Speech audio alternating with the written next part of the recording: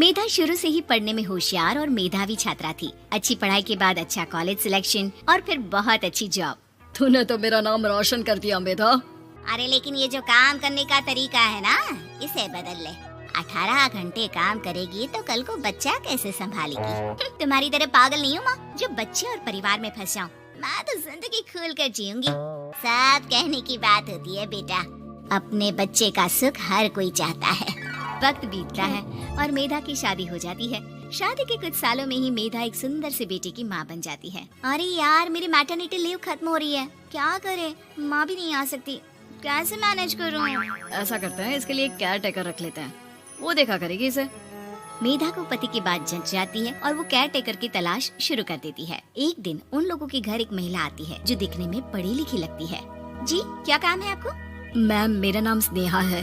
आपका एड देखा care taker का, क्या मैं आपके यहाँ काम कर सकती हूँ? हाँ, क्यों नहीं, लेकिन आप तो अच्छे घर की लगती हैं, फिर नौकरी क्यों? दरअसल मेरे ससुराल वालों ने मुझे घर से निकाल दिया क्योंकि मैं माँ नहीं बन सकती और माता पिता भी नहीं है इस दुनिया में। तो अरे कोई बात नहीं, तुम लक्ष्य को ही अपना बच्चा समझो और यहीं रहना, और किसी भी चीज की जरूरत हो ना तो बता देना। नेहा खुशी खुशी लक्ष्य को संभालने लगती है। रात को जब मेधा घर पर आती है, अरे क्या बात है स्नेहा, तुमने खाना नहीं खाया क्या? अरे दीदी, आपका बेटा टाइम दे तब ना। अरे तो जब वो सोता है तब खा लिया करो। तब तो मैं इसके पास ही बैठी रहती हूँ। कोई मच्छर या कीड़ा काट ले लक्ष्य को तो अब आप पकड़ो, मैं खाना खा लेती हूँ। स्नेहा वहाँ से चली जाती है। बहुत ही अच्छे से ख्याल रख रही है ये लक्ष्य का। मेधा, इतना तो शायद तुम भी ध्यान नहीं देती। मेधा को पति की बात बुरी तो लगती है लेकिन कुछ नहीं कहती। धीरे धीरे स्नेहा मेधा और उसके पति के साथ बाहर भी जाने लगी। सुनो, स्नेहा को भी बाजार ले चलते हैं, वो क्या है ना लक्ष्य को देख लेगी जब तक मैं शॉपिंग कर लूंगी। हाँ चलो, वैसे मैं चाह रहा था कि लक्ष्य को लेकर हम दोनों ही चलते।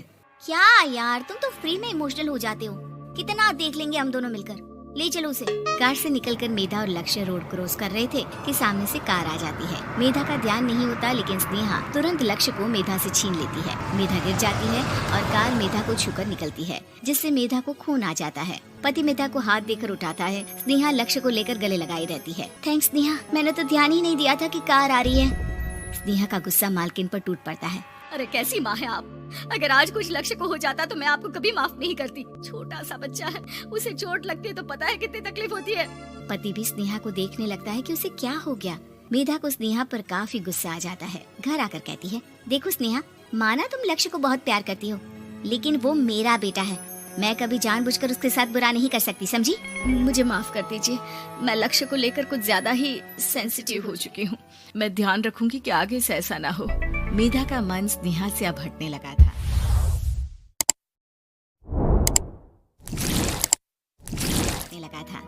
एक शाम मेधा ऑफिस से घर आती है कि लक्ष्य उसे दिखाई नहीं देता और ना ही स्नेहा। वो स्नेहा के कमरे में जाती है जहाँ दोनों सो रहे होते हैं। अरे स्नेहा, लक्ष्य को आज इस कमरे में क्यों सुला दिया? दीदी, मुझे नींद आ रही थी, ऐसे में उसे कमरे में अकेले लिटाना मुझे ठीक नहीं लगा। मेधा बच्चा उठाने लगती है कि स्नेहा टोक देती है। रहने दीजिए ना दीदी, सो रहा है, फालतू में नींद खराब हो जाएगी।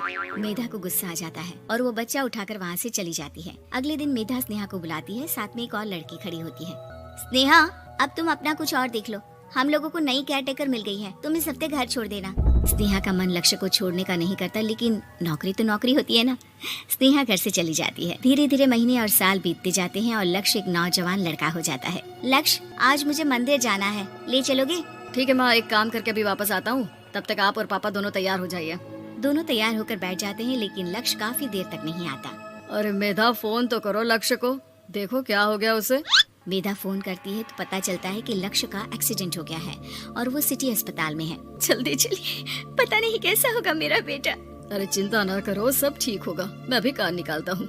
दोनों मियाँ बीवी अस्पताल पहुँचते हैं जहाँ वो लोग देखते हैं कि लक्ष्य बिस्तर पर पड़ा होता है। एक महिला इन्हें यहाँ लेकर आई है, वो वहाँ बैठी है, लेकिन फिलहाल तो आप लोगों को इनके लिए किडनी का प्रबंध करना होगा।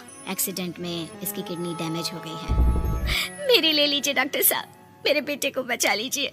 नहीं नहीं, आप माँ हैं, आपकी नहीं ले सकते, पिता की भी नहीं। आप किसी रिलेटिव या दोस्त से पता कर लें, और हाँ थोड़ा जल्दी करें क्योंकि देर होने से मामला बिगड़ सकता है। मेधा बैठकर रोने लगती है कि वहाँ डॉक्टर आ जाते हैं। जिस औरत ने आपके बेटे को यहाँ भर्ती कराया था वो अपनी किडनी आपके बेटे को देना चाहती है। कौन है वो, कहाँ है वो? तभी वहाँ स्नेहा आ जाती है। स्नेहा तुम? मैं लक्ष्य को पहचान नहीं पाई थी, लेकिन आप लोगों को देखकर समझ गई कि ये लक्ष्य है, इसलिए वापस आ गई। मैं अपनी किडनी आपके बेटे को देना चाहती हूँ। मेरी अपनी तो कोई औलाद नहीं, लेकिन लक्ष्य में मैंने हमेशा अपना बच्चा देखा। तुम धन्य हो स्नेहा, जो इतने साल में भी लक्ष्य को भूल नहीं पाई। सही मामले में तो वो तुम्हारा ही बच्चा होगा, क्योंकि जन्म भले ही मैंने दिया हो, लेकिन आज तुम उसकी जिंदगी बचा रही हो।